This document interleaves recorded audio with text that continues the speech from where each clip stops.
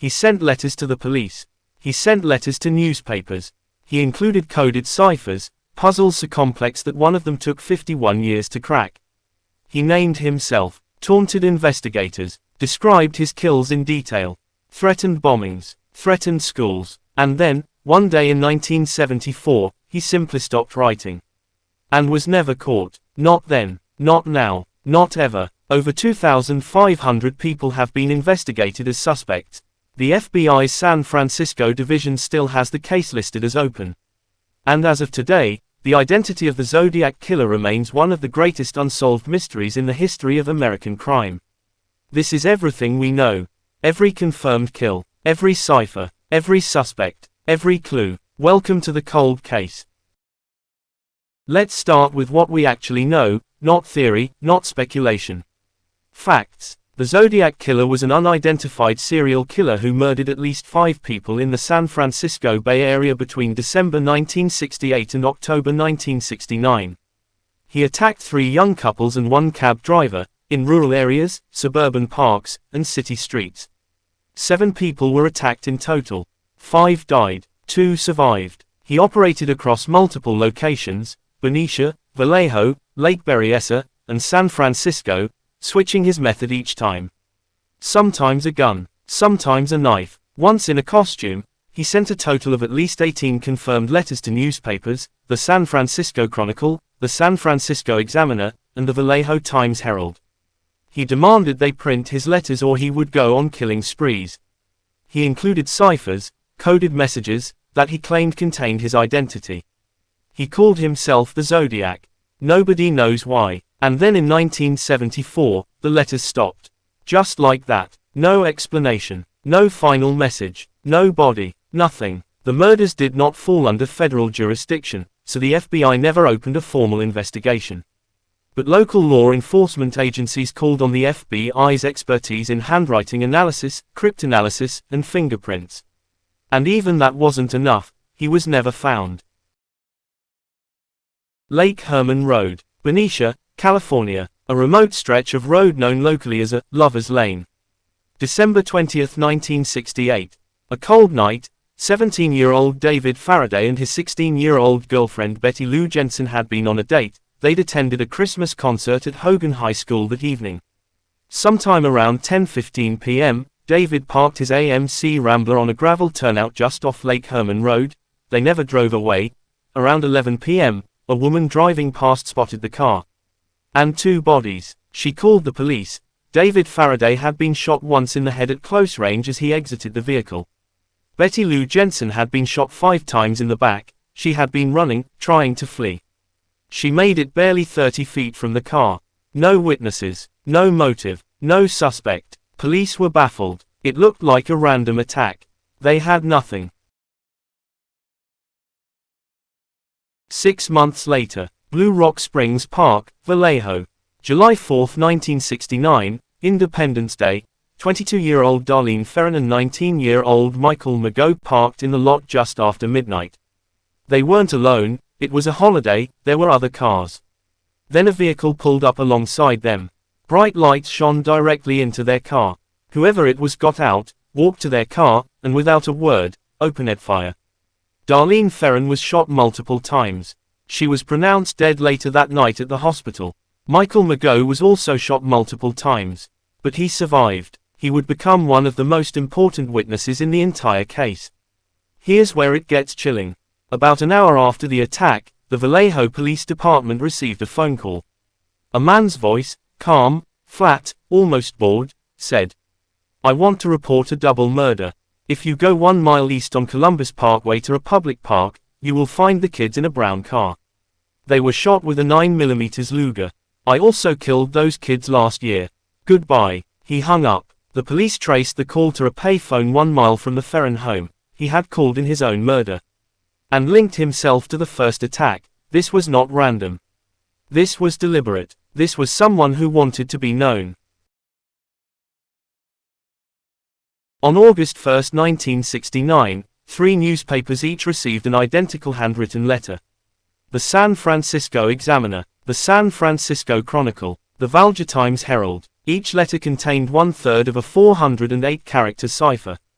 All three pieces were needed to decode it. The letter also contained details of both attacks that had never been made public, details only the killer could have known.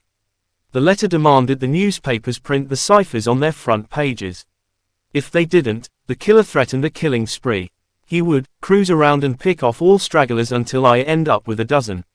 The newspapers published. 10 days later, another letter arrived.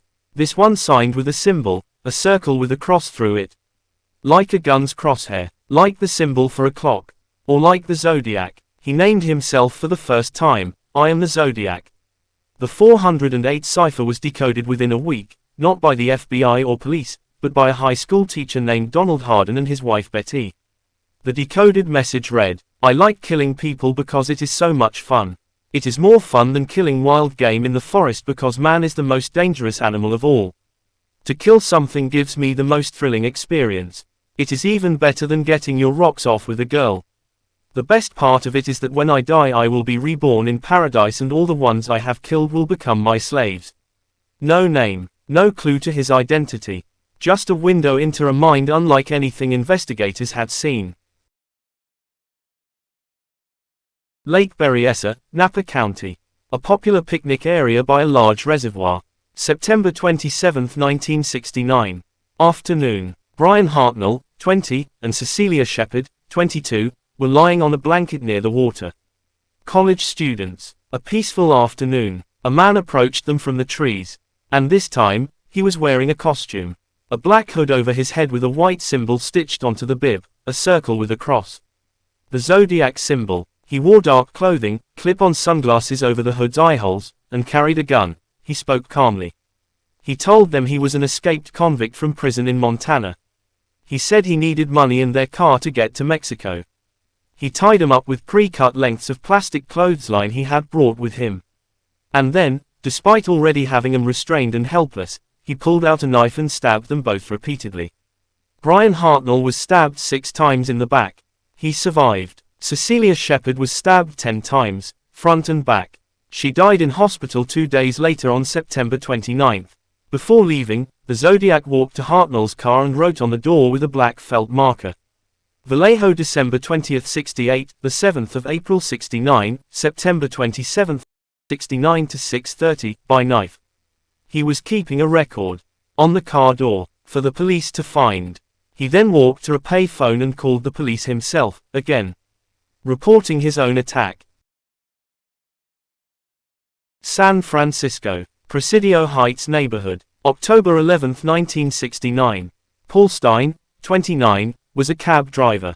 That night he picked up a fare at the intersection of Mason and Geary Streets, a man who asked to be taken to Washington and Maple Streets in Presidio Heights. When the cab arrived, the passenger shot Paul Stein once in the head with a .38 caliber revolver. He then wiped down the cab to remove fingerprints, took a piece of Stein's shirt, tore it off the body, and walked away calmly into the night. 3 teenage witnesses watched from a window across the street and called 911. They gave a description. Police officers nearby actually stopped a man matching the description, but were told by radio dispatch it was a black male suspect. The man they stopped was white. They let him go. Whether that was the Zodiac, nobody knows. But the timing was exact. Days later, a letter arrived at the San Francisco Chronicle. It included the torn piece of Paul Stein's bloody shirt as proof. I am the murderer of the taxi driver over by Washington Street and Maple Street last night. To prove this, here is a blood-stained piece of his shirt. He also threatened to attack a school bus and kill the children on it. The city of San Francisco was in a state of terror. On November 8, 1969, the Zodiac mailed a 340-character cryptogram to the San Francisco Chronicle, now known as the Z340. He asked for it to be printed on the front page. This cipher was so complex, built from 63 different symbols where multiple symbols could represent the same letter, that it defeated the FBI, cryptographers, military intelligence experts, and thousands of amateur code breakers for over half a century. One cryptologist ranked it as the second most difficult unsolved cipher in history, behind only the Voynich manuscript. For 51 years, nobody cracked it. Then on December 5, 2020, 3 men working together across 3 continents finally broke it. David Aranchak, a software developer in Virginia. Sam Blake, a mathematician in Australia. Jarl van Eyck, a computer programmer in Belgium. Using a program Van Eyck built called AsDecrypt, capable of solving 200 homophonic substitution ciphers per second, they cracked Z340 and submitted their solution to the FBI, who confirmed it. The decoded message read, "I hope you are having lots of fun in trying to catch me. That wasn't me on the TV show, which brings up a point about me. I am not afraid of the gas chamber because it will send me to paradise all the sooner because I now have enough slaves to work for me." No name, no location, no confession, just another taunt. He had sent the cipher hoping to be decoded. And even when decoded, he gave nothing away. 2 of the Zodiac's 4 ciphers have now been solved. 2 remain unsolved to this day. The Zodiac continued sending letters through 1970, 1971, 1972, and 1973. He claimed his kill count was rising. In one letter he claimed 37 victims. In another he claimed the count was at 12 and rising. But the confirmed kill count, the ones police could verify, remained at 5. Were there more? Possibly. Investigators believe there may be additional victims that were never connected to him. But nothing has been confirmed. And then in early 1974, the letters stopped completely. No more ciphers, no more taunts, no more threats. The police had no suspect. No DNA, no fingerprints that led anywhere. No face. Law enforcement suspended active investigation and declared the case inactive in 2004. But in 2007, after the release of David Fincher's acclaimed film Zodiac starring Jake Gyllenhaal, a flood of new tips came in and the case was reopened. As of today, the Zodiac killer case remains open with the FBI's San Francisco division. Over 2,500 people have been investigated as potential suspects. The San Francisco Police Department had investigated an estimated 2,500 suspects by 2009 alone. New names are suggested every single year, but 2 names stand above all others. Suspect 1, Arthur Lee Allen. The only man ever officially named by police as a suspect, Arthur Lee Allen was a former elementary school teacher and convicted child molester from Vallejo, California, the same area as the first attacks. He died in 1992, never charged. The evidence against him was compelling but never conclusive. Witnesses placed him near crime scenes. He owned a Zodiac brand watch, the same brand whose logo matches the symbol the killer used. He had told friends before the murders that he wanted to hunt humans, the most dangerous game. He matched physical descriptions given by survivor Michael Mago. His handwriting was analyzed, inconclusive. His DNA was tested against saliva on the envelopes, did not match. His fingerprints did not match those found at scenes. In 2024, a Netflix documentary called This Is the Zodiac Speaking featured a family who were friends of Allen, who claimed Allen had admitted to being the Zodiac before his death. In 2010, lead SFPD investigator Dave Toschi stated that all the evidence against Allen ultimately turned out to be negative. Allen died in 1992 with his guilt or innocence unknown. Suspect 2, Gary Francis Post. In October 2021, a group called the Case Breakers, 40 former law enforcement investigators, journalists, and military intelligence officers, publicly named Gary Francis Post, a house painter who died in 2018, as the Zodiac killer. Their evidence. Witnesses who claimed Post had admitted to the murders. Scars on Post's forehead matching witness descriptions of the killer. Letters to the press allegedly contained anagrams of his name, matched shoe size. Before his death, Post quietly gave away over 1,000 rounds of ammunition in 25 different calibers to locals. The FBI responded. The Zodiac killer case remains open. We have no new information to share. Local law enforcement expressed skepticism. The claims were largely called circumstantial. Gary Francis Post died in 2018. If he was the Zodiac, he died without ever being caught. Here is what remains unknown after 55+ years.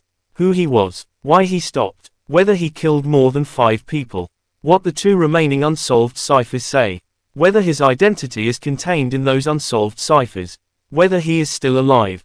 He would be in his late 70s or 80s today if alive. Statistically, he is likely dead, but nobody knows for certain. The victims, David Faraday, Betty Lou Jensen, Darlene Ferrin, Cecilia Shepard, and Paul Stein, never got justice. Their families have lived for over 5 decades without answers. The two survivors, Michael Mageau and Brian Hartnell, carried the weight of those nights for the rest of their lives. And somewhere in California, perhaps in a basement, an attic, or a grave, the answer exists. The real name behind the crosshair symbol.